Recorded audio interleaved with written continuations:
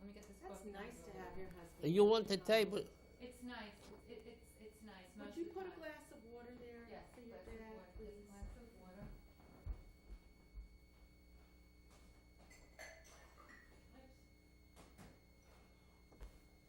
And here's a box of It tissues. was great for my daughter. She didn't realize how lucky she was. Today is February 7th, 2001. The survivor is Max Boimal. The interviewer is Ruth Meyer. We are in Leonia, New Jersey, in the United States, and this interview will be conducted in English. Hi, I am Ruth Meyer, M-E-Y-E-R. Today is February 7th, 2001. We are with Max Boimal in Leonia, New Jersey, in the United States, and this interview will be conducted in English. Would you tell me your name, please? My name is Max Boimal. Uh, B-O-M-I-L. Was there any other spelling My of the name? Jewish name is Melech, because my grandmother's name was Malka, so they put me Melech. Mr. Boimal, when were you born? I'm born 1927.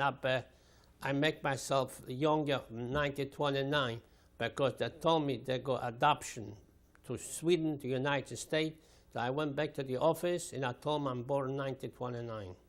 Okay, now who wanted to adopt you? And when did this all... There was, after the war is over, there was like Landsberg, that people told me to adopt young kids to Sweden, to United States. So I have nobody. So later on, I went to the office and I told them I'm born 1929. Did you want to be adopted at that Yeah, time? because I was myself. I was not married. I have no family. So they told me the adoption, Switzerland, New Zealand, the United States. So I went back to the office. I have no papers. There was a mark, then they make a 1929. Okay. Yeah. What was your original date of Original birth? Do you know? name I don't remember, but when I went to the school, I remember a little bit. There was like you write a paper on the top. I think I write 1927, because when I was born in Europe, was not a hospital. A woman comes to the house and took the baby out, and then when my mother sent me to school, I remember now, maybe they sent me for 6 years, 4 years, 5 years, because Europe was like that, a small village. So this was the story. See, over here, when you're born, they give you right away a birth certificate. In Europe, they don't give you that. Maybe in the big town, yeah, but I was born in a village. There was only 60 Jews In the whole village? in the whole village. Okay. You gave us the year. Do you remember the month and the day that you now use as your birthday? When I come in this country, I put myself 1929, August the 6th. I make myself a date by myself. Okay. Do you know whether you were actually born in August? I'm not or is it- remember. I make myself the date. Okay. You said you came from a very small village. What What was the name of the village? I come from a small village, Potok Veliki. There was 60 Jews. There was no synagogue. Only thing, there was like somebody got a store. He got in the back room. So we pray on Saturday. So he come, he got a Sefer Torah, and over there we pray. Who had the Sefer Torah? Who owned the Sefer Torah? The man who owns the store, the manufacturer, so he got a store in the front, like he sell goods. So on Saturday, it was shop, so he covered up everything. It was with daven like that. He got a Ten Commandments, a Sefer Torah, and what daven there. And from there, we went home. Did you know the man's name, whose store it was? Do you remember? I don't remember this name, but it was pretty wealthy guy. They got like in the front was a big store, and in the back was a kitchen with the rooms. So we used to work like maybe 10 blocks, all together there. And over there we used to pray once a week, like just Shabbos, Saturday. We prayed there. Okay. And who led the prayers? Well, in Europe, the old people do call daven, not too religious, just the daven, the daven, like 2 hours, you know, and then we went home. Who read the Torah? The daughter, all the people read the Torah. Yeah, Torah. They took turns? It told the Torah, yeah, and then they call everybody to say a prayer. And then when I got the bar mitzvah, so my mother bought a cake, and they brought to the shul. Was not too many people, and I just say the prayer. And there was make no big deal. They don't make no music, nothing. So cake and wine, and that was the whole story. Yeah. And then in village, my mother sent me to a Haida. I used to walk maybe about 10 blocks. There used to be 6, 7 kids. When a man was then my mother probably paying maybe like $1.50, a zlot and a half, like $1.50. They pay him every week. And I went there just learn the Ivra, just like, you know, like just learn how to read, to write a little bit. And I went there. Did you learn Hebrew or Yiddish? Yiddish, just Yiddish. Learn Yiddish, and then an hour and a half, 2 hours. And then, Every day? No, like 3 times a week, after school. After school, an hour and a half, went there. So we went about 5, 6 kids there, and he learned to have the Bible, the Bar Mitzvah a little bit, the prayer. We went there. Yeah. Did you enjoy going to Cheder? Well, I enjoyed it, but I was in my heart. I feel like I'm a Jew. I eat after daven a bisschen, you know, and darf kein a bisschen davenen. So I went there and he teach me daven, you know, not chemisch, not the big Bible, but just, you know. I went there and I. Okay, I'd like to go back a little bit and talk about your parents. Let's start. What was your mother's name? My mother was Feige. Do you know her maiden name? No. Before she married? Nah, no. I got a picture from them, but I don't know. Okay. Yeah. I know the Mushel. Oh, that was her maiden no, name? I think I know the Mushel. I know I used to have an uncle here. He called himself Mushel, Maris Mushel. So that was probably her maiden name. Yeah, Mushel. Okay, where did she come from? Mazalbozhets, small town. Okay, well, Yeah. you said that Potok Vialki was a very small town. What was it that near? Near Mazalbozhets. Okay, and what large city was that near? What part of Poland? Near Lublin. Near Lublin, yeah. Poland. Small town. I used to work, maybe 7 miles, something like that. I used to go a lot of time. To Lublin? Mazalbozhets, yeah. Where your mother was from? But more than my uncles there, yeah. So did you used to visit that family? My uncle used to take me by the hand. I used to walk there, sleep over there. And then I got, this is my mother's, then I got my father's, was exactly. Well, before we get to your father, let's talk a little bit more about your mother. Yeah. Your mother's name was Feige. Feige. And she came from a town not far from where you were born, you said. From Potok Vialki, not far. Right. Maybe about 5, 6, 7 miles, something like that. But I used to walk about a half hour, an hour. What kind of a woman was she? What do you remember? When you picture your mother, what do you remember? Oh, my mother was a nice. She's a Teugliche. She was not. Yeah, she's got a lot of pep, and she brought up 7 kids. She cooked, and she shop everything. Well, we used to have a little farm there. We used to have a little farm, and we used to have a bungalow. Was a backyard, and we used to have a stable and a cow, and a horse. And we used to have a little farm. We used to have potatoes and corn, you know, I like make bread. No corn like this, bread, corn. You know, it wasn't corn for eating? No, we used to grind it and make bread. Yeah, grind it, and potatoes. And then we got in the front a small garden, like tomatoes, pickles, some small one in the front, yeah. And then we got in the backyard was about 2-3 trees, apples, cherries, yeah. So all right, we over here we spray in the whole country, spray to the boys eat up. But they left off us too, yeah. Okay. Yeah.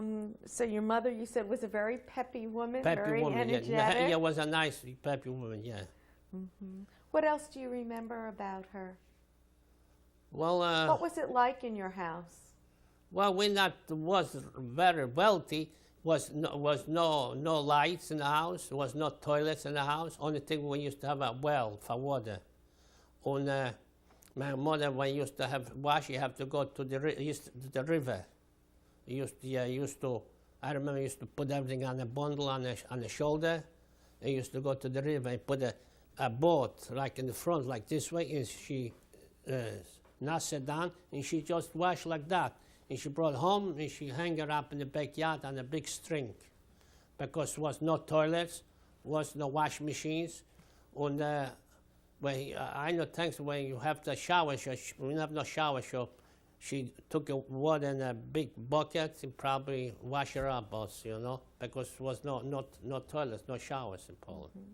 Only thing used to be a big well, the water, good water. How did she bathe the children? Do you remember? No, she just took like a it was like a big bucket, like a round bucket, and she would stand there, and she just washed it like that. And then on Saturday we used to have a mikveh, a mikveh. So one time my father took me to the mikveh. So over here you got a mikveh, but to sterilize the water. In the whole country, just like a little hole all around, and used to be inside like a hot water.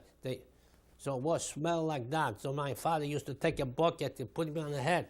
I said, oh no, I'm not going no more. Yeah, because over here they sterilized. In Europe, no, there was like a little cellar, and all the people go there and there was trouble things. So another time I said, I'm not going no more. Yeah.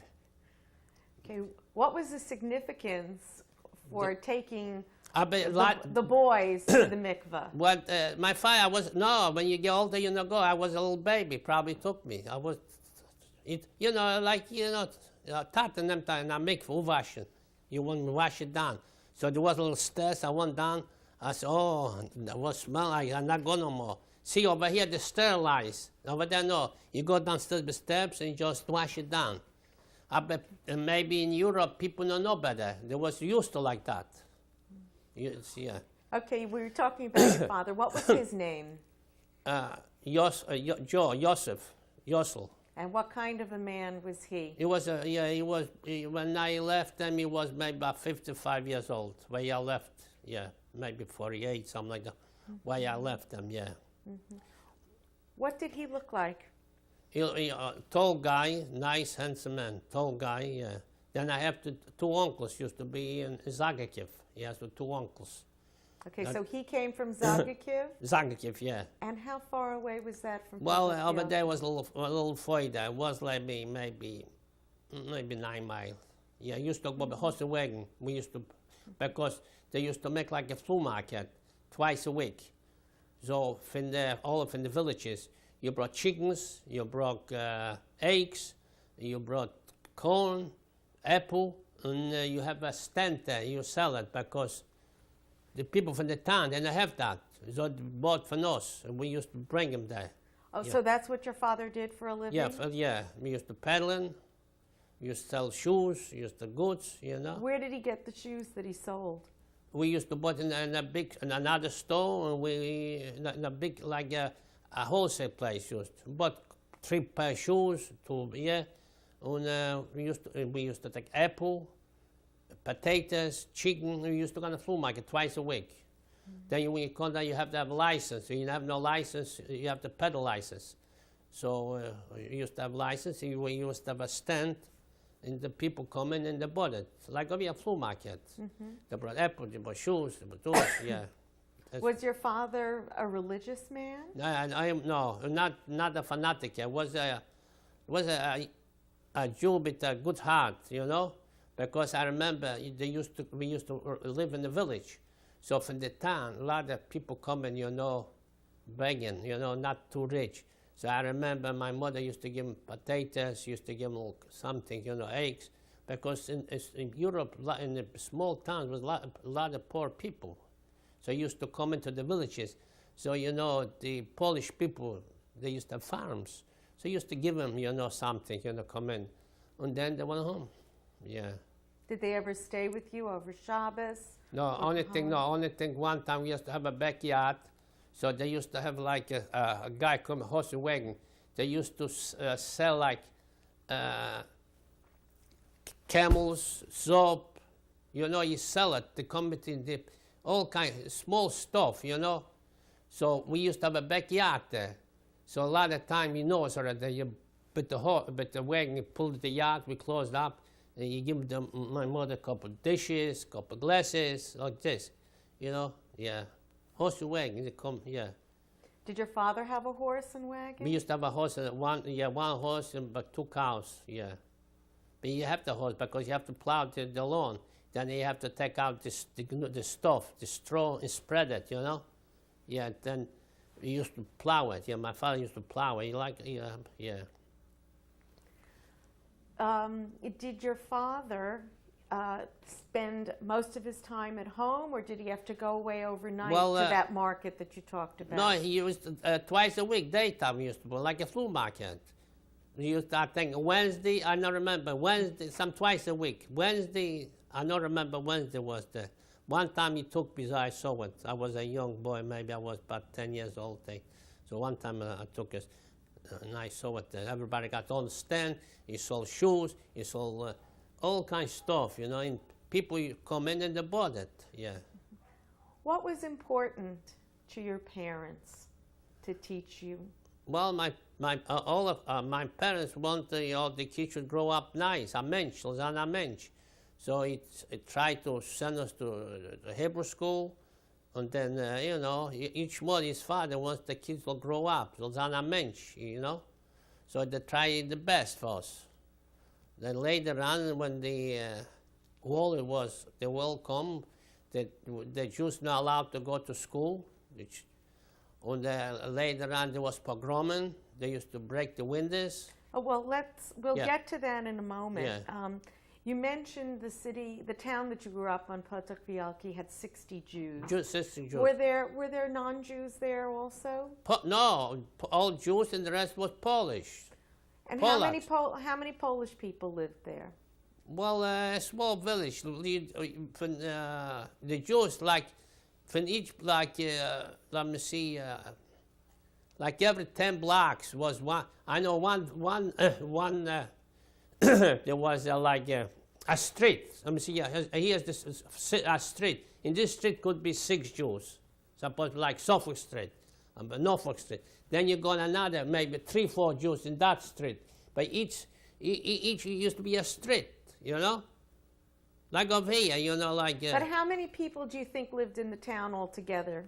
Well, there was. Were there 1,000 people in the town altogether? But no, it was spread. It was all spread. It was all spread around. Spread around. So were the Jews a majority or a minority? No. Very little Jews. Very few Jews. Sure. Okay. Yeah. When you went to school, Yeah. you said you went to Cheder and you went to school. Yeah. Was that a public school? Public schools. And were there non-Jews in the public That's school? right. Maybe it was in a small class, maybe it was 3 Jews. And how many others? Well, maybe it was about 30, 25. 25, 30 kids and 3 or 4 were Jews. That's right. And how was it for the Jewish children to go to school with the non-Jews? Well, it was kids. There was no bother. They didn't bother you? No, there was no Jewish teachers. Only thing Gentile, Polish teachers. And what did they teach? They teach riding, The teachers, first of all, you put the name, put the year when you're born. Then there was a blackboard, you write down the name, all kind, So they taught you to read and write Polish? Only Polish. all Polish. Did you speak Polish at home or did you speak Yiddish at home? What language? Well, in the house we speak, but my mother used to speak Jewish. In the house, but we spoke Jewish. But when you went outside and played with the Gentiles, you can speak Jewish, you speak Polish. You play balls, you know, in the snow you play. Did you play together with the non-Jewish kids? Yeah. I played together. I played football, yeah. Football? Yeah. Our football, or No, was we used it to soccer? throw balls in little soccer, you know, so like small kids in the backyard, you know. Did you ever go to their houses to eat? No, I never eat non-Jews? that. No, we went to come to meet, but I never eat that. Or do they ever come to your house? They come, the kids, we were small kids. Was all Did your parents have friends? who Yeah, we were- have friends, yeah. Only very sure. Were they friends with the Jews and No, non-Jews? there was yeah. They had non-Jewish friends also, your parents? Yeah, we used to have Polish friends too. Yeah, used to come to our house, and we used to go to them. I remember, yeah. My sister used to go there, they come to my Do you house. remember the names of any of these people that you were friends with, the non-Jews? Well, I remember, but it's hard to remember because they got a different name. Mashachovsky, I don't know. I don't remember. Meshachovsky? Some like Stanisław. There was in each village was like a mayor, a voit. He from each village was and there was like a gemina. There used to be like a big office. When you need something, you go to big office. One office was, you know. For Jews and non-Jews? They got all the papers, everything there. Yeah. So it's like a town hall or something? Something like that, like you somebody done something bad or something. There was you go to the office and then they took out your papers and then you know where you live, what. Yeah. You said that your parents weren't very rich people. I not them. There was middle class. Right, okay. How did that compare to the rest of the Jews in the town? Well, in the village there was not poor because everybody got food to eat. It was not too rich, was not millionaires, but they got comfortable living. Okay. Comfortable because a little farm you got little peddling with the Gentile, with the Polacks. You sell them, you know. There was like a tailor, there was a shoemaker there, you know. So they come in the fig was a carpenter. Yeah, he used to. Can you describe what your house looked like? Well, we used to have one big room, and we used to have in the back. It used to be like a storage room.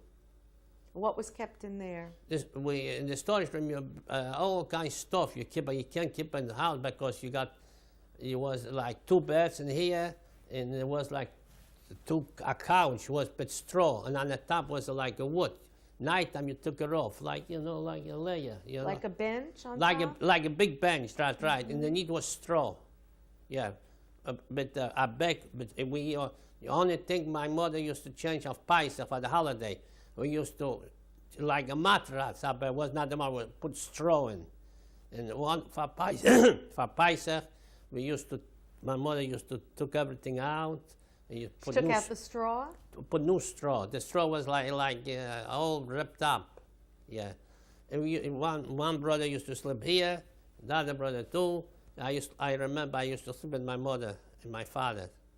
It was very cold, so my mother used to boil hot water and used to put bottle to the feet. When the feet is warm, the whole body is warm. And it was not light, just we have on kerosene. Was no lights there in Europe, a small village, was not electricity. And was no fridge there. We used to have a cellar, and the cellar was very cold there. So I remember one time we went down, my mother used to keep the milk, all kinds of stuff, on the roof, like on top was like snow, very cold, for it was deep in the ground. And we kept there was no fridge there. It was very cold there. Kept the milk, eggs, all kind. How long could you keep it down there fresh? You could keep for a couple of days. And we used to make a butter by yourself. My mother used to took 2 buckets milk and then she put it on the cellar.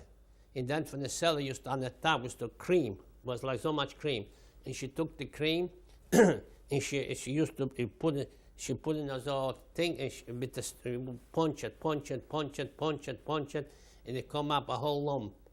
And then she took the lump and put it in cold water, and then this was the butter. And that's and what left over, it's called like zorm, like sour. And we eat, we eat with the potatoes. That would make butter. Was that like sour cream? Yeah. Or buttermilk? Like butter, right. Buttermilk. Zormilk.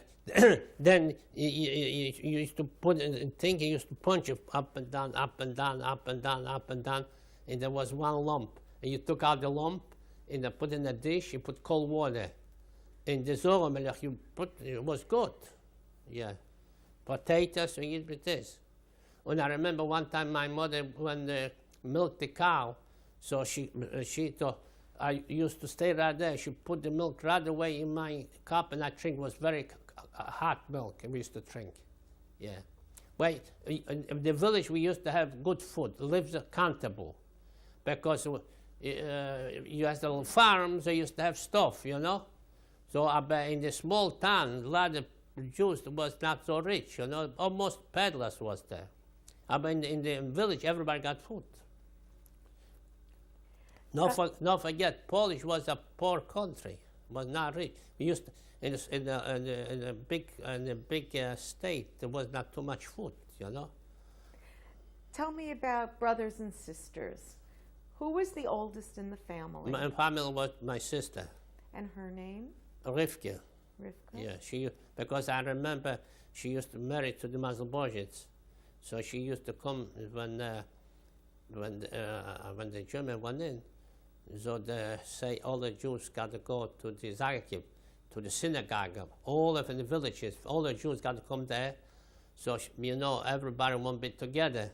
So I remember my sister with a small baby on the hand. She come to us, and my mother and my father, they all went.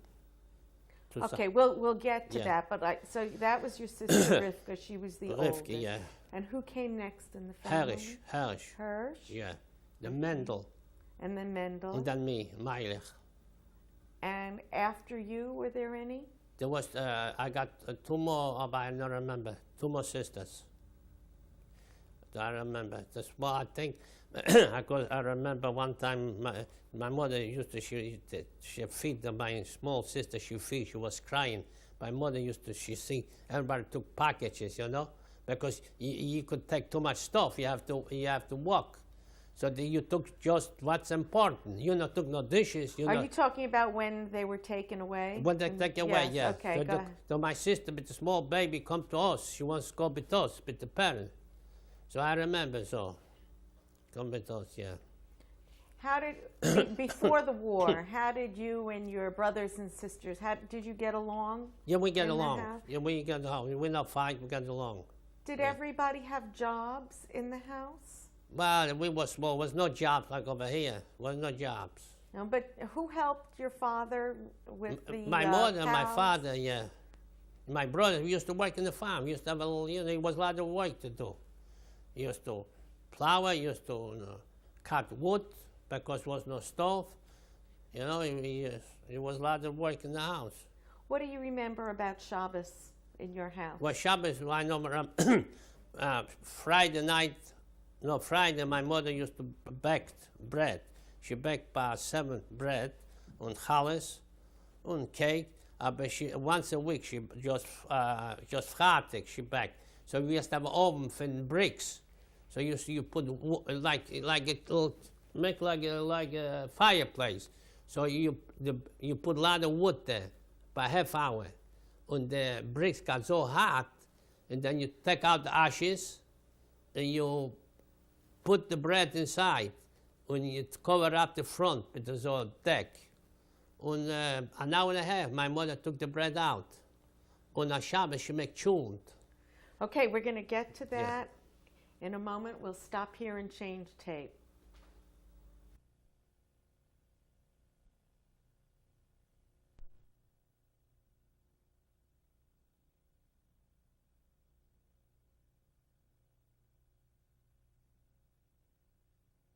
We'll interview tape 2.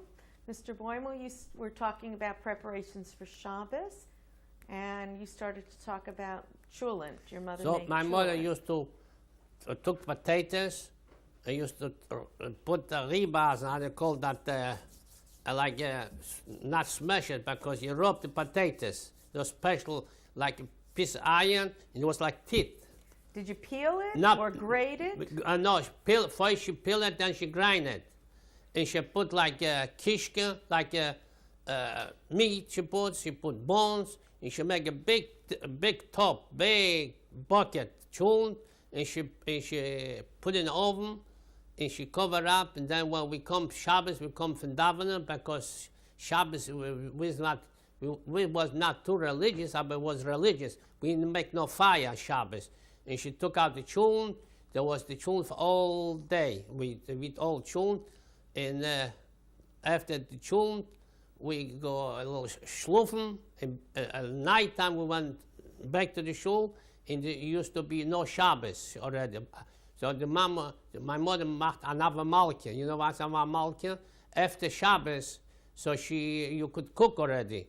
So she took potatoes, cooked, borscht, and we used to eat that already, because it was all off, no Shabbos. There was no much chulent. We used to have a daytime, because you can't make no, we was not too religious, but we make no fire. We was plain Jews with a good heart, that's all. We don't know, we not carry no pious, we not see Jews with pious or beard, plain Jews, but we have a common What sense. about your mother? Did she wear a shayla? My mother was no shaitel, she was a plain, and she was daven, and she used to go on Shabbos and shul too. She went to shul also? With us, yeah. She was to shul too. Was it common? Because nothing was to do, so we went in the shul, yeah. You go in shul, you talk to this guy, we talk to this friend, yeah. And we spent about 2-3 hours, and we could come home. We went to the shul like 9 o'clock and come back like 1 o'clock. And then we eat the chulent, and after chulent, the Shabbos, we used to schlufen a bissel. And then after chulent, I remember that chulent used to lay, and my mother used to take, they make like Alka-Seltzer. You used to take vinegar and powder, and used to mix it up, and you belch it like this. I remember, yeah. You make like Alka-Seltzer, yeah. And then night time, we sit down and we talk, and that's where we spend the days, yeah. Did your father make Havdalah? Havdalah? Yeah, sure. We come for sure make the Havdalah, yeah. We all look around, make the Havdalah. And my mother used to, night we allowed to cook. So she make potatoes, borscht, and then... Did you have grandparents living nearby? My grandmother used to come. My father's mother used to come to the village. She used to like stay by us, because in the village you got good fresh air. And she used, old lady, so she used sofas, buttons, she make patches on the shoes, and not on the pants. Because in Europe you can't allow to all the time buy a new suit all the time. So I used to make patches on the shirt, make patches on the pants. Only thing my mother used to make me a suit on the Pesach, on the holiday. So she make for the kids small suits, because in Europe was expensive a suit. So she make a small pants for the kids. And when now holiday, Pesach, so people look, oh, nice, it shines, nice, yeah. So look, everybody got a new suit for Pesach. What about shoes? How often did you get new shoes? Well, the shoes was not so expensive, but we not use too much shoes, because used to go burves. We were like we were small kids. We wear no shoes. Where burves used to go. Yeah. What are boovis? No shoes. Oh, barefoot? Barefoot we used to go. Because see. There was in Europe was no. When I used to go to my uncle's house, we used to put the shoes on top. And barefoot we used to go, because there was no stones. There was like nice. We used to go barefoot. The village, yeah, because yeah. Okay. How did things start to change? You mentioned that there were pogroms later. Later on, when the German, when there was pogroming, they used to come and break the windows. There was Polish pogroming. When was this? Do you remember how old you were when the pogroms started? Maybe by 9 years old, maybe 10 years old, about 10, yeah.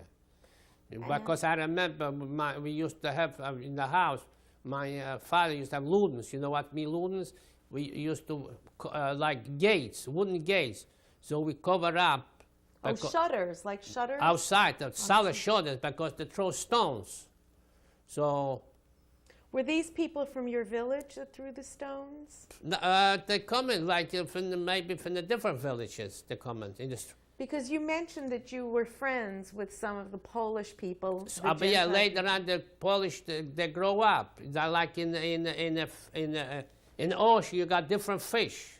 Some was good and some was bad. Like, like all, you know. Their neighbor, by me, maybe was good, but he come from another guy, you know.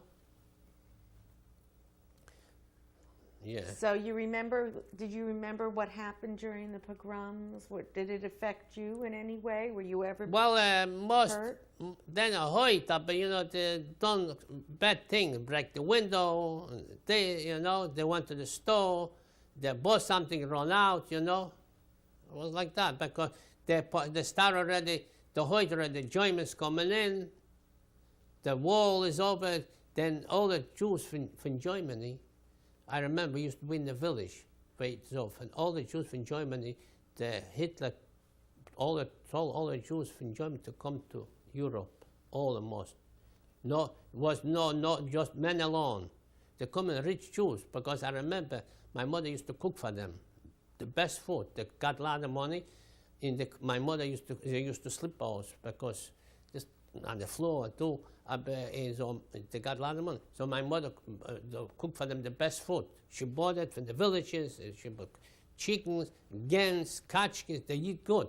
Then later on, we used to go to, and they went with us. Because Hitler took all the Jews from Germany, sent them all to Poland. So where these Jews were moving east, but Hitler, they weren't captive at that point, were they? Then the captive. Hitler told them go all to Poland. You read the paper, you know, all to Poland, not the wives, just the men alone. They come to us to Poland. So they got a lot of money. So then they go to a Gentiles, they come to the Jews. So they used to buy us, but another neighbors used to spread. 5, 3, 4, 5, you know, and they got a lot of money. So we bought that stuff for them, and my mother used to cook, give them, and they pay. They sleep on the floor, and one sleep here, one sleep there. What did your parents think when they saw these Jews coming from Germany?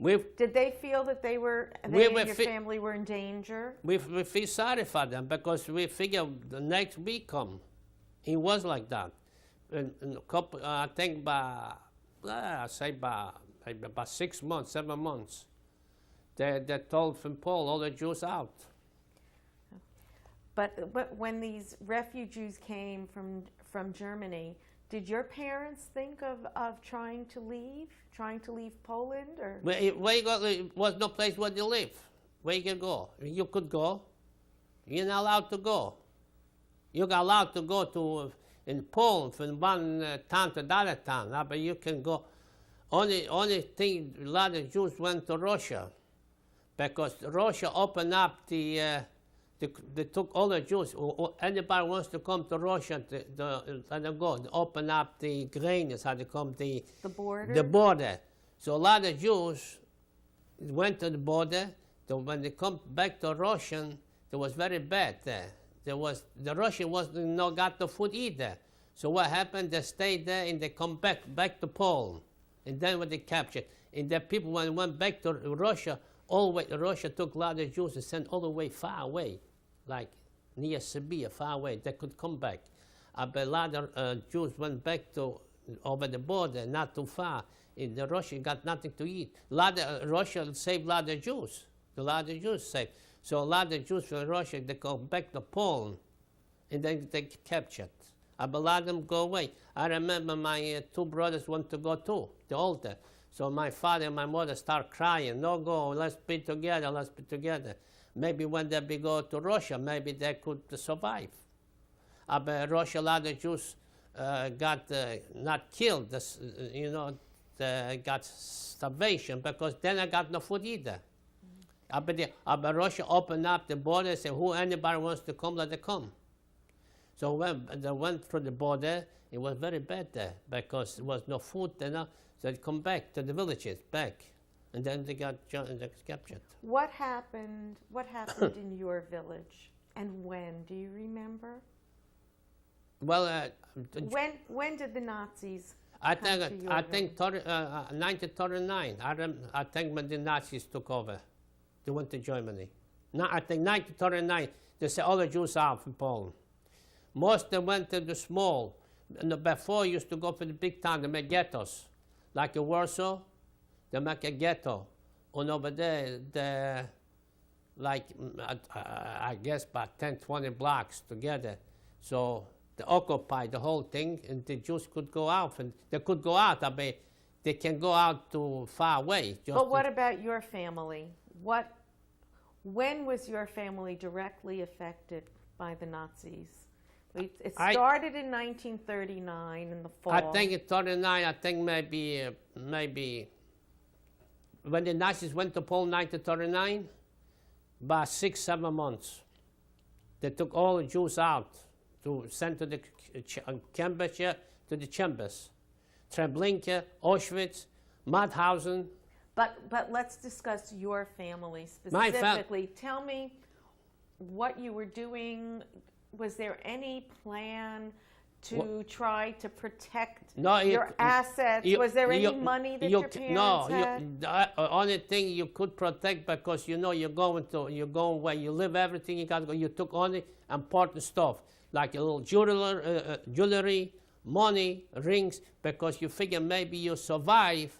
Maybe you could give something to a Polish lady, a ring, maybe give you a piece of bread, maybe you're hiding.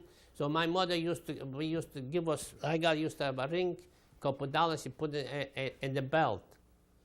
And then two brothers, we don't want to go to the town. We was hiding. But okay, well, let's just back up a little bit. In 1939, or around the fall of 1939, was when World War II started. Yes. And Hitler started coming in, took over Poland. Yeah. And you said that your sister was living in another town. How did you even communicate with her that she was to come back? She used to come to us all the time. It was no far. I see. Okay. She used to be about 6-7 miles. She used to come for Shabbos like that. It was not too far. An hour and a half. So an hour and a half to walk. She used to come a lot of time with us. Yeah. And do you remember, you said it was 6-7 months afterwards that your family had to leave? That's right. Do you remember the Germans coming into your town? Sure, I remember. SS used to come with the... Can you describe that?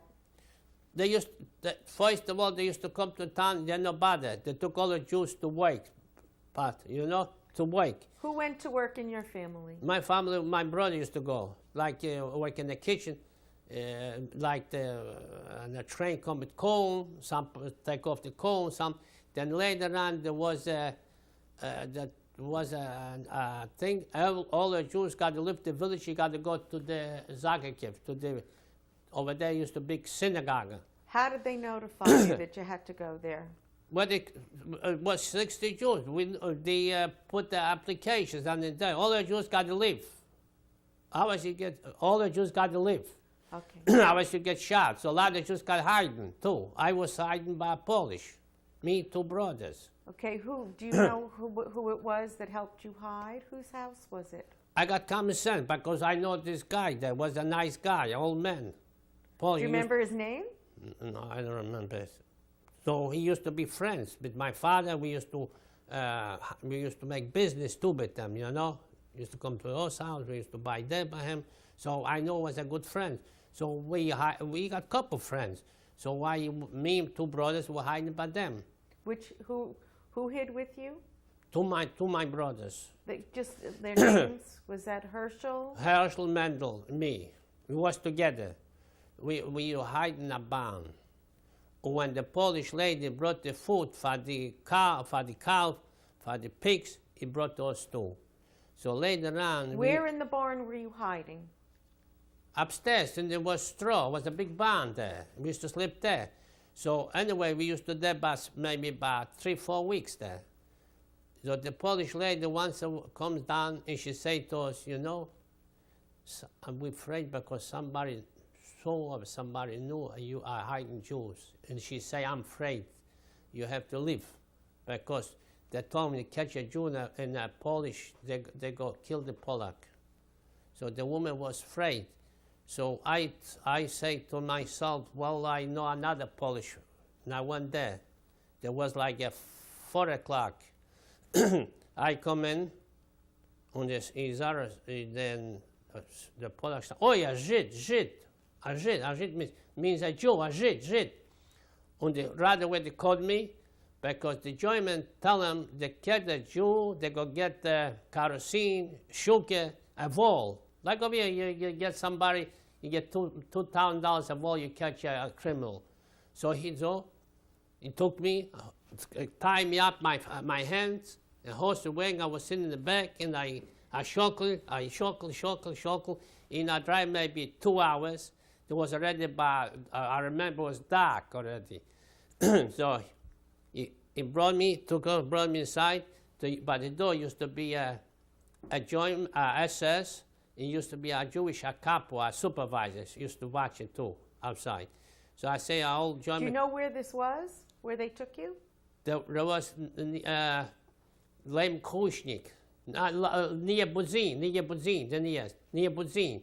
So anyway, the Nespa comes out in a big guy in a rubber coat, in a stek, in a shoe, and he say, the two Polacks say, we brought a Jew. So there used to be a supervisor, a Jewish guy used to watch it. He said, why you bring him there? So over there used to be a big, maybe it was a factory before. And it used to be anybody caught from the villages, they brought them there. So it was, I think, dark. I come in, it was kids, it was men, women, all time. I think I'm coming in on a Wednesday, I think. So one lady told me, you know, Thursday they took out by 20 men from here and they shot them. But you don't have to be afraid, because every morning they come in here, in that far here camp, Buzin, and they come and they take to the, so I got my shoes yet, I got my, from all country yet, because I got a jacket. So a lot of women say, you know, I know my husband is there, and they give me a little letter, give him back, give the damn husband, give it to my man. I said, okay, and I put in the figure, I go there and I go see him.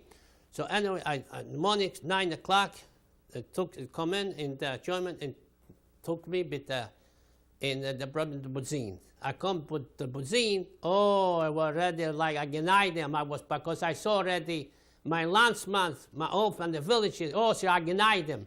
So I come in there, I don't give back the food, I don't give back nothing. So over there, I come in. Did you find the husbands of those women? I don't give it back. You were selfish. I have no head to give it. I saw my 2 landsmen, a few more people together. And it's all right. We come in there. Do you remember any of the names of the people you saw from your landsman from your town? I think one was a father with the son. I think I said Nisala. They was rich. They know my parents too. You know what happened? They didn't want to go to the ghetto, to Zagreb. So they was hiding in a barn. And the Polacks caught them, and they took the same thing like with me. They took them to camp. The Buzin, there was a nice camp Buzin. So anyway, they caught everybody, put there. And over there years ago, before used to be horses. Was it stable? Big, stable, because when you come in, it was big barracks. It was about 5-6 barracks, long barracks. And used to be bunks. 1 bunk, 2 here, 3 bunks. I was sleeping on top, 2 on the bottom, and 2 on the top. And it was straw, so, you know, ungefähr wie straw. But so anyway, so we. Before we go further, Yeah. you were hiding with your 2 brothers. What happened to them? Where did No, they let go? me see. So anyway, in the camp, the Buzini used to come, Polacks used to come work, like supervisors. They used to get pay, you know. Used to before the war, used to work there, factories, you know, hub. So one time they told me, and they caught my 2 brothers, and they caught them and they took them to the. There was like a gemina, like a small office there. Anybody caught it. And from there, they shot my brother. Anybody caught it, they shot my 2 brothers. Because they told me, yeah. Because they used to come work, you know, from the villages, not far. They used to caught any Jew, they shot them. I was lucky because they took the 2 Germans, they want a wall, they want to take Shukia, but this, they want, because the Germans, they tell anybody catch a Jew, they get a wall, Shukia or something. So anyway, I come to Buzini. Oh, it was good because I saw a lot of people, my villages. I saw another guy, father with the son, their father with the son. So and I got one, that cousin was there too. He was a barber. So What was his name? I don't remember. It was a bar, and that cousin. So I eat. So anyway, I'll tell you later. So anyway, I come to Buzini, everything. So we stay 5, 1, 2, 3, 5. I try all the time stay in the back. There used to be like. One this way, this like one corner that way, they like a wall. And this side, you come in and you check it. So anyway, I come in. We was all coming. So you said you lined up in 5s. In 5s. For what? To check it because it was not big place, it was small place. You stand up straight. 1, 2, 3, 4, 5. Here, 1, 2, 3, 5. When you count that, you count 5, 10, 15, 20, all around. So anyway, we used to have a bag on the top because we used to have the bags, you know, a rucksack. So you have the bread, pushmates, a shirt maybe. So anyway, a knife. So they took right away one guy out and shot him. We saw it. And then they said, anybody, you know, give out the gold, the knives, the jewelry, he gets shot like this guy. We was afraid. So they go on with big buckets all around, and people throw knives, rings, this. So I was staying in the back. So I got common sense. So I got a ring. I was afraid too. So I took the ring in the back. There was dirt there. And with the feet, I make a little hole, and I put it in, and I cover up, because in case it catch by me, I don't have it. So anyway, so I figure like that. I was figure wrong. I figure when everything's finished, I come back, and I get the ring. Because when you catch me in the pocket, maybe get shot. So I figure wrong. So anyway, it took us maybe about 3 hours, everybody out. And I come back, I could find the place. So and we come to the barracks there, and it was like there used to be stables there. There used to be a toilet there. It used to be water for the horses, you know. But the barracks was not. So we used to come there. This way used to be, it was a small alley. But here was bunks, long bunks, 1, 2, 3 from wood. You know, a little boat made here, on top of boat, and it was a bag with straw here and here on top. So all right, so you used to sleep here. Then nighttime, they used to, when you come from work, they used to give you maybe 2-pound bread. Because in the morning, 4 o'clock, they give you just dark coffee. So you got no time to share the bread. So we used to sleep the 4 and that bunk. We know each other. So like I went there get the bread. So I bought the bread. We used to share 4 together. Small bread, maybe 1.5 pounds. So how we go share the bread? So one guy say, you know, I know how to do. He said, how you going to do? You make a stick, a long stick. You put a piece of rope here, a piece of rope here, and a piece of rope here. And we cut 4 pieces. And then we tie it up, which was straight, was all right. Was straight, you take from here, and you make straight. Otherwise, you put in the hand in the back. You say, which you want, right or the left hand? But yeah, let me show you. So one time, because in the morning, 4 o'clock, they give us just dark coffee. You got no time with the bread. Then we used to stay in the line, everything in the line. Because a lot of companies, they want the Jews. 150 Jews got to go here. 200 Jews got to go here. 60 Jews here. 20 Jews here. And there was like a foreman, like a supervisor. And you say, oh, I'm taking 50 men. Then you go through a gate. In the front, through the gate you go, there used to be a adjournment there. You say, I'm going out with 50 Jews. You write down 50. I'm going out with 20. The name and everything. Okay. So anyway, what happened is, so one time I said, well, I saved my bread for the coffee. I'm not going to eat the bread now because with the coffee. So where I go save the bread. So I say, well, nighttime they give you soup. So you was not so hungry. You better off when you give you the money for the coffee. So I took my bread. I said, what are you going to do?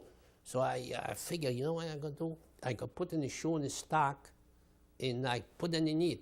I was sleep on the bottom, so I put the, on the, so I get up in the morning, no more bread. So what happened, the guy probably saw across the street because it was an alley, and he was sleeping here too. And maybe my guy, I sleep with him, he saw it. So I wake up in the morning, I want the bread, no more bread. I put in the shoes, no place where they're hiding. So later said, I eat my bread. I eat the bread. I'm not safe no more. I want to save for the black coffee. So nighttime, you sleep in the barracks. So nighttime you can't. Then they'll let you out. They used to cover up. So used to be big buckets there by the door. They used to make there, to get leak there. And in the morning they used to be like the guys used to like supers. They used to take it out, the stuff, and dump it there. Because then they'll let you go out nighttime. You got to go and say, yeah. So anyway. Was there heat in the barracks? Huh? Was there heat? Was not heat in the barracks. It was cold. So one time that everybody in the morning got to go out. In America, go out. So one time, anybody left after 10 o'clock, they come and check you laying there, out, shoot them. One time I get up in the morning, I could get up. I got a lot of fever, I got a lot of fever. I was so dizzy I could stand up. They got like a typhus cold, like a typhus. So I figure when I get up, I come, they go shoot me. So anyway, I try, go, and I put my shoes and I went back to work, and I got better. I feel better. And the guys who go out there, they come at 10 o'clock, they took them out. And then one thing you gotta be lucky. You never give up. You got all the time hope. Well, a lot of people, like old people, that left 2, 3 kids, a wife, a grandson. I got the parents, I forgot.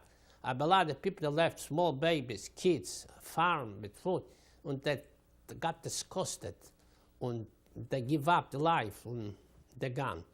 And another thing that was to happen, another thing that came, they give you the soup, give you a lot of soup, starch. They not give the starch, give for the cows, the briquefices. So this was so, when you eat too much, you got blow up, the feet got swell up. I was young, I tried to not eat too much. So people got blow out like that in the year because they got too much starch. Yeah. We'll stop here and change tape, okay?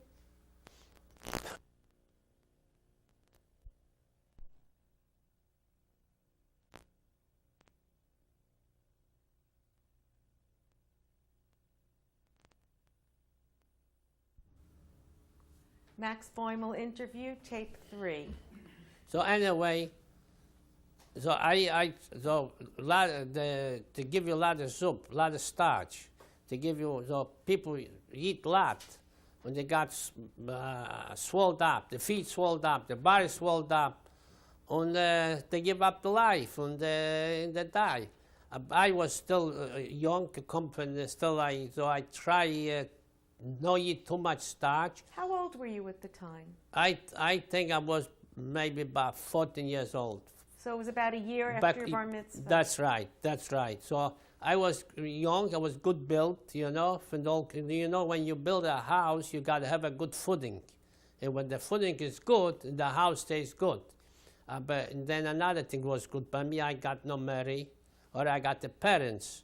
So all right, but a lot of people left their wives, kids, this, and they give up. So I always hope it's be better. Tomorrow be better day. And when you went to work, it was not too bad, because you all the time grab something, a piece of bread, a potato, a thing, because a lot of Polish coming to work there. So one time, one Polak comes into me, I know him. So in the camp in Bozin, when you go for dinner, for food, they used to give you dishes. They give you like metal dishes, nice dishes. So the Polak told me, I used to have when I used to take my clothes, oh, I forgot to tell you, I'm from Bozin. So anyway, every night, another bar I go to the, to put the bundle of clothes, put to extermination, put the oven, and you took a shower. Every bar I go by 8, tonight after work by 8 o'clock, Barak 1 goes to the, so we go about 50, 60 people, and there was took a bundle together, tie it up, and you put it in the oven. And you go over there, take a shower. I come back in another hour, a guy takes out, so mine, we not got no name on the bundle. So your bundle, give it to me. His bundle, give it to me. Mine is too long, that guy's too short. Yeah, because you not put no name, you just put everything to the jacket and tie it up, and he throw it to the oven. And then when we come back from took a shower there, come back, the guy was very hot, the stuff. So I got over a big jacket, he not give me mine back. So anyway, some people share because, oh, this is mine, so we share together. But there was no name. So one guy got a big pair of pants, a big jacket. So anyway, the Polish, so 12 o'clock we used to eat outside. So the Polish guy told me, you know, I could use a couple of dishes. Maybe you can, because they come to work. I say, okay. So like 12 o'clock, we eat up. So the metal dishes, nice, you know.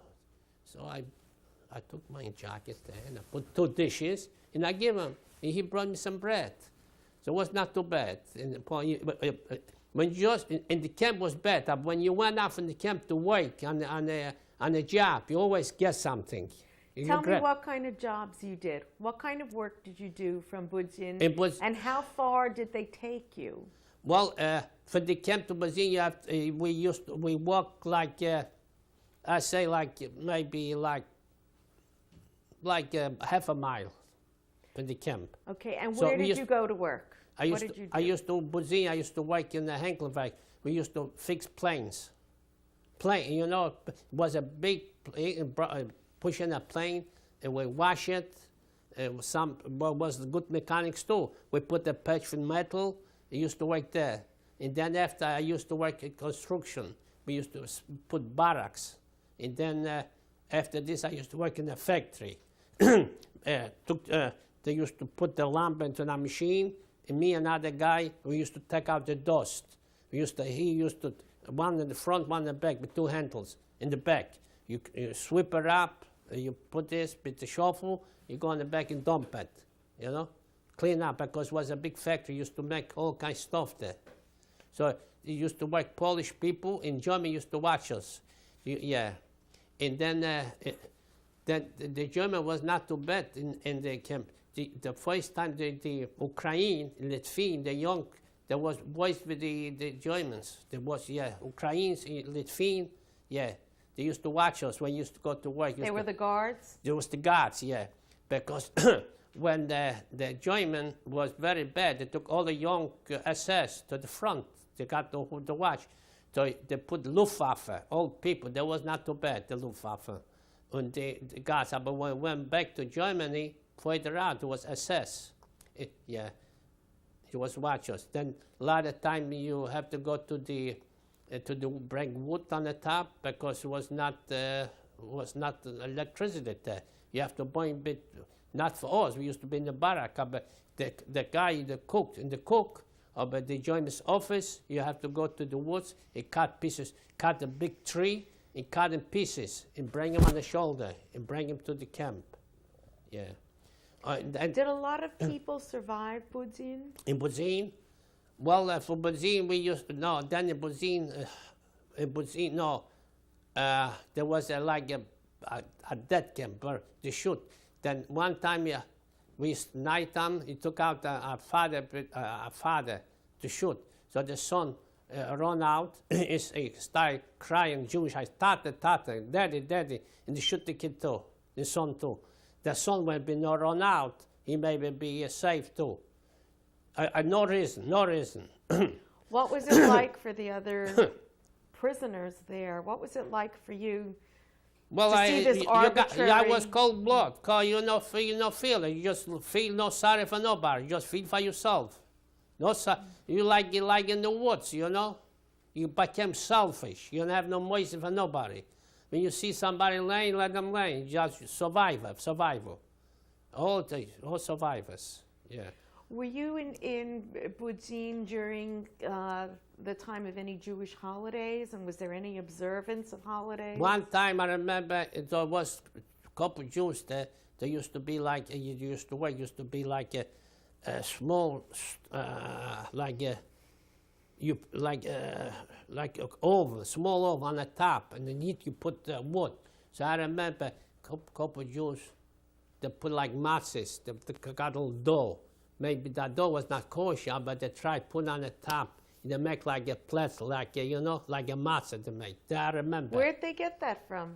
Well, in Poland there was a lot of Polacks coming to the camp. They maybe saved money or something to give them, and they brought some dough, and they made it, you know. Yeah, and I remember they put on top pretzels. But it was not too much religious Jews, I know, say, not the Budzin, was not, yeah. But we knew it was a holiday too, but who the hell? We don't care. Nobody knows, nothing. How long were you in Budzin? Budzin I was, I think, by a year and a half. Budzin, one thing was, the worst Budzin was, I remember, on a Sunday. They took us in a swamp to clean up a swamp. And this was the worst job, because the SS come with a horse, one guy with a horse, he watched maybe about 60 people, and he got a big dog. This was the first in my whole life, I never forget. And he didn't say nothing, so he showed to the dog. But he saw somebody got a bad face or something, he don't like it, he just pointed to the dog, and the dog jumped, he grabbed it. He just bite, yeah. He bite you, but he tore your clothes or something. This was the worst job I have all my life there. Yeah, he jump on you, he rip a piece of clothes. We used to wait like on Sunday. It was a bad job. But I was lucky all the time. I have a pretty good job. I tried the best. Then from Budzin, we went all the way. I was a year and a half, and then went to Tomaszów. We used to go nighttime, because daytime you could go because they knew the planes, you know. So daytime you used to sleep in the barns, on the field. You used to go all night. The one time we got a big factory there, we sleep over there. So maybe about 400 or 500 people. So everybody was sleeping on the side like sardines. When you have to turn over, the whole line got to turn over. Otherwise, by yourself, you can't turn over. It was packed. Yeah. So the whole line, when you sleep half a night to one side, and then you will turn over, the whole line got to turn over. Otherwise, it was packed like sardine. And then we sleep over there, and then took us on the train. They took us to Auschwitz. Train coming from all over. There was tracks like 42nd Street. There was a lot of tracks, a lot of trains. So our train come from Budzin. I'd say maybe about 30, 40 cars like that. And then everybody out. So we took everything out on the train, and we come out, and we stay in fives, lines, five, this way. Maybe like, not a half a block, like 3/4 a block, a line. And I saw trains coming from all over. All right, we go out there, we stay it was about 600 people as we come from Brazil. We stay in the line. And this was in Auschwitz? No, outside Auschwitz. I saw Auschwitz. I heard the music. There was a lot of land, small barracks. We could see through the wires, you could see. There was like from the gate was, I say, like, not too far, like half a block. No, like 3/4 a block from the gate, where you have to go to the gate. But the train was the train was on the side. You took us all off. So we stayed all in the five big place, and I saw trains coming from all over. Big bundles, white, mostly come from Czechoslovakia, from Austria, from Hungarian, all the Jews come down. And all right, we come out down, and then I stay in line. I could smell some, because you could smell the bars. And I saw on the side, when I go out, I saw a little small house with trees. And then I figured that's the oven there. So I know when we come out, the people from Bozin, they got small kids too, like 5 years, 6 years. There were children at Bozin? It was few children, yeah. Did they have to work? No, they're hiding, you know. And they hid them? Yes. Where were they hiding them? You know, the mother hid them there, you know, like from 8 years, something like that, you know. So there was probably good build. So anyway, I saw, a truck comes, open truck.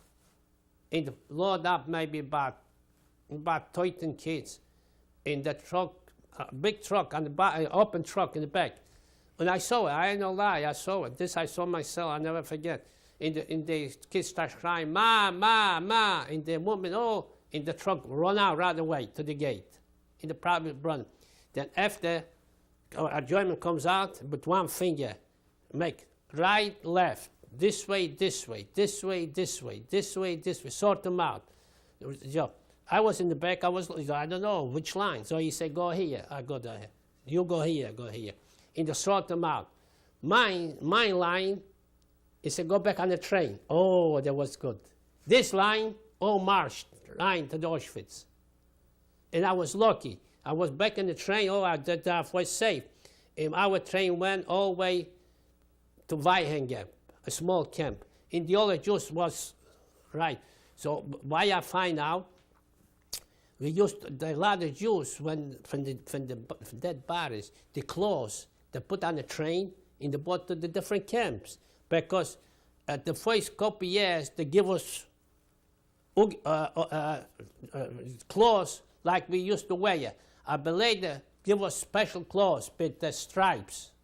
Like after, I think maybe about 2 years ago, about 2 years, I don't know why they give us later, they took out maybe they just saw when some Jew escaped, we should know him. They give you pashakis, stripes. I got a stripe, big coat, a hat with pants. So one Jewish guy, when he took the clothes on the train, so he took a chance. You know, he went back normal, because he got 14 back, 4 bundles get to the train. And the bundles, they come to a camp, even over there you sort them out. You bring to this camp, and bring to that camp, that close. So this guy hiding, he said, what's going to be a good bait? He hid in the clothing? He hold his clothes, say, when the train goes out, it opens up, he gets a bundle, it comes out. So he was like that. He comes into Weihingen, it was a small. So he told us, the music was playing Jews. The Heflinger Jews was playing, maybe a big band, maybe about 20 outside was playing. Outside Weihingen? Auschwitz, outside. Auschwitz. Yeah, to make you happy. You come in, kids used to come from all over, like from the Hungarian, like from the combat kids coming. You know what I mean? So anyway, the music was playing, a big band. I heard boom, boom, boom, boom, boom, boom, boom. So the people come into the gate, they give them a towel and they keep pieces up. He say, go in there, take a shower. No, first they cut them the hair. Cut them all the hair, and they go take a shower. take all the clothes, put over here. Did you see this? Huh? You never got. No, but the That man far. was hiding told us. He The told man, you that. Yeah, he come to camp. It was because he was working. All Jews, but the chambers, all Jews was working. You mean because they was watching, but you can help it. You got to do what you have to do. So he took the bottle of the train. He was hiding behind the corner. Then when the train opens up, he took it, and So he told us. So and it was a selection. Then the train used to come in there. We used to come into Radom, the big camp. If in Radom they make a selection small, you go to this camp and this camp. When you got you got back on the train in Auschwitz, It went and to they eventually took you to Rodham. Radom. All the out from the time over there was a big camp, and from every out from there, Was that a work camp there? ammunition camp and a work camp.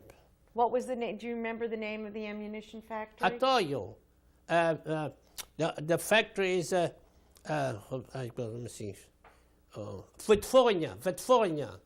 There used to be ammunition. There used to ammunition factory, and there used to be a different camps. Used to work in the coal mine, or all kind of jobs was. Let me see, 300 people working in this camp, the ammunition camp. 100 people need to go on this job. There was a lot of to send you different jobs. Then later, from the Radom, like suppose I got a small camp, I need, let me see, 400 Jews. They're coming in, everybody out. And they put on so one time they come to my camp, so everybody got to go out from the. When you got to Rodham, you said there was a selection process. Did they also kill people there? Or was this just a selection to go to different camps? Where, to work Radom? In Rodham. Was a selection. But was it a selection like at Auschwitz where some people went to the gas chamber to be No, killed? Radom was or not. was this to be selected for different work? My train when it goes to the work, not to the camp, Okay. the labor camp. They will go out to go to the camp. Okay. My wife used to go, and my wife you told me she went to Auschwitz, but she was lucky. She got then you give you a number on the hand. Like suppose now maybe they go terminate 4,000 from that number to that number. See, I used to have a number on the top. But When did you get the number? At Budzin? Budzin has to give 313, 3313. So I got 3313. because somebody, suppose you do something wrong, somebody. So every night then they call Meiler or the Boimal. They call them number. It got to come out. You know what I mean? It's like you done something bad. One time, like you steal something, in the bar. Were you ever punished for anything?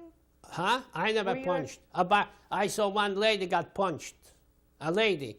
Because there was barracks, was separate barracks. Ladies separate, the men separate. Well, I was a young guy, nobody but a woman. So maybe they told anybody go catch him there, he get punched. So probably they cut the woman, something, So I saw one time he got not a stick, for leather made, like a rope. A whip? 25, yeah. I saw a lot of time. I was lucky. I was not. So anyway, for Radom, we went on back train to this. This line got to go here. This line. My line used to go back on the train. Oh, it was good. I was so happy. Because then we went to Radom labor camp. And we come there. And that was the ammunition factory. Ammunition factory was different factories through. In ammunition factory, maybe worked 300 people. I was working in the ammunition factory. What kind of work did you do there? In the ammunition factory, I used to, like the gun got a piece of thing on top. I used to punch it like that. Oh, that was my job. Like it was piecework. I used to make it on a machine, like make a thing, I don't want different. Did you have a quota? Was there a certain number you had to have finished every day? Well, they give you like 50 pieces to make it, something like that. I'm punch with the foot, like come out. And did you get to eat every day? Did you get 12 o'clock give you food. It was give you soup and bread to give you nighttime. Yeah, I used to work there, And then from the rather from the camp, a lot of small camps, like they need 300 people there, 400 people that little camp. There were small camps around. I was in 2 more camps, small one. Then for Radom, so yeah, so and one time. How long? Let's just try to get a sense also of the year. When did you get to Rodham? Do you know? From Budzin? I thought Budzin was, maybe I was by a year and a half. So this was 42 already? Something like that, yeah. 42, 43? Yeah, to Radom. Then went to Radom. Then from the Meg, yeah. Did you hear news of what was going on during the war? Did you know how the war was going for the Germans? No, we don't Were know. there any rumors? No politics. We don't know. No. You're not politics. You not When did you you find- not have no brains to politics. You just worried about survivor. That's all. Yeah. What did you talk about? In the camps? Yeah. What did you talk about? In the with camps, your we're friends? talking. I wish the Russian come in and the United States and survivors. So one time we saw shots. There was in the Poland, near Poland. There was in Radom, a lot of shots. So the Polish people say they don't want the United States to help him. They want by himself. So we figure every night maybe they come in. So one side was Russian and one side was United States. When was this? This was in the end of the war, I think. Was about a year before the Yeah, war. but you're rushing ahead. This was near Radom. Still in Rodham? Yeah. Oh, okay. So what happened? So what happened there for Radom? We make another. They took us on different jobs, different camps. So I was lying. In the morning, everybody out. They say, well, 600 in here, and go to this camp. I line up in Weihinger. Let me ask you something. In Budzin or in Radom, did you make friends? And was there somebody that you connected with that you stuck with? No, I got friends. I got all the time. I was friends with older people, more older people. I figured they got more brains. I used to have one. We used to be a father with 2 sons. I used to be friends with them all the time. Do you remember their names? Kleiman. In fact, he was a landspec too. 2 sons. We used to all together. They was more smarter for me. They was more older. So I figured let me make friends with them. And I was hanging around with them all the time. Yeah.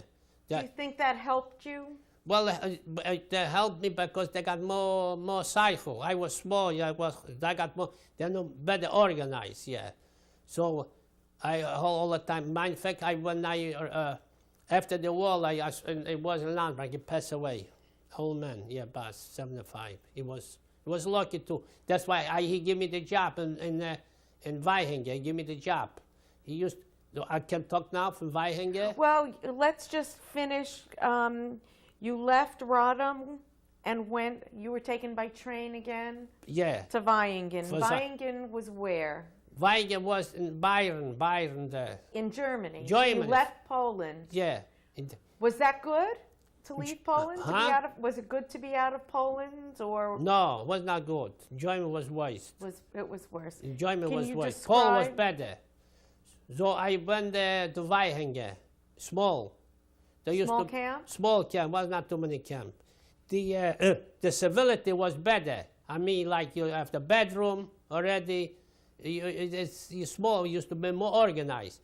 And from there, they used to. I used to work in the ice factory.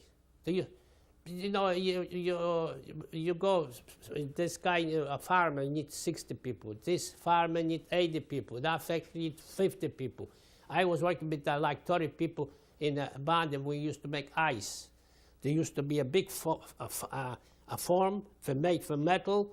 You put water in, and goes around, and goes to another room, and that got freeze it, and then opens up, and come up a big piece of ice. And the 2 men, we used to stack them in the barn and put some sawdust on top, should not melt it. And there was a good job, was good food. They give us good food. Lucky. Was this in the winter time?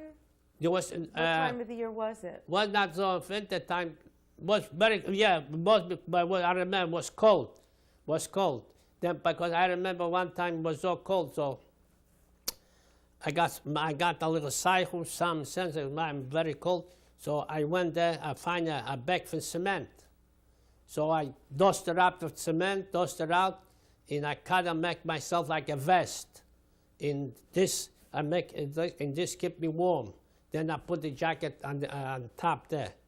So did you have the striped clothing there? Stripes clothing. It was so the cold, prison- the thin stripe. Before, I don't know what the politic was to give us different stripe clothes. I think when we went down, there was, I think there was like KL. There was, I think they got to no shoot people, I think. Lately, they got should take care maybe better. That's why they give us that clothes. Because I think the Nazis, after I think a year per war, they got, I don't know why, they say they should stop it. I don't know. That's why I heard in the camp. So anyway. So this was strictly a work camp? Work camp. Did anybody die there? Small, it was small. So anyway, I got to make friends with this man. The man, we used to be in the one barrack. So they say anybody could work in that, what I call a funeral parlor. People die, not too many, like 2 a day, 3 a day, starvation. So the man say, you work this job, they give him more food, better food. So he gave me this job. So we went to the barn. It took a wagon, no horse. So it was the 4 guys. We put 2 bodies, 1 body, and we used to go like maybe 10 blocks. It was a big woods, the wood. And it was naked. It was a blanket, dark blanket, cover them up, and they give us a shovel and a pick. But it was in the woods, you can't dig it because they got trees, a lot of roots, a lot of leaves. It was winter, and we don't give it them. We just put them down and just scrape, put a couple leaves on top, and went down for another load.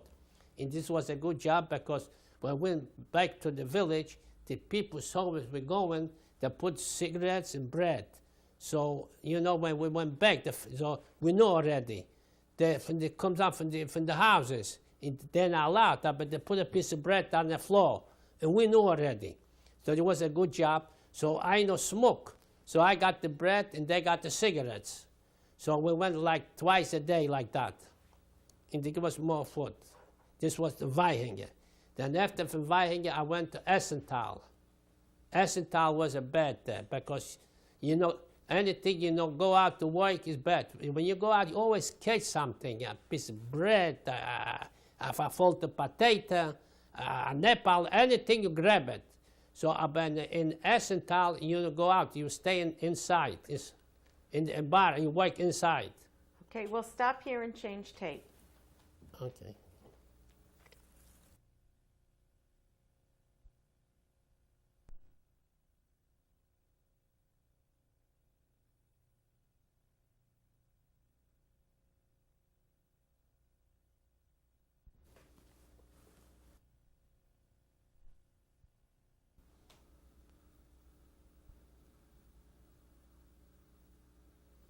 Max Boimal, interview tape 4. You were saying that you were leaving the one camp. To that at camp. that point. From Weihinger, I went to Essenthal, small camp. And over there, I work inside. You can go out there, work inside. What kind of work did you do inside? Inside, we used to work in like corn coming, corn. We used to unload corn. We used to unload. I used to work in the kitchen. Yeah, and I used. Was to, that a good job in the kitchen? Was not bad. It was not bad. It was not so good. Were you able to get more food More, because you were in the kitchen? yeah, more food like scrub potatoes, wash dishes outside. Yeah, I worked there for a while. Almost, it was about a year and a half. Was like a work camp. They bring cones, they bring stones. You used to bring a load of stones and used to chop them with make a smaller one. Like a big truck comes, dump a big. The stones were soft, so you sit down there on the thing and you make smaller. because they made the Germans make how they call the streets. Yeah. Oh, was this like gravel or They make. asphalt We for the used to make streets? like gravel. We used to make that. We used to make load gravel when they come in with the trucks. It was no bulldozer. We used to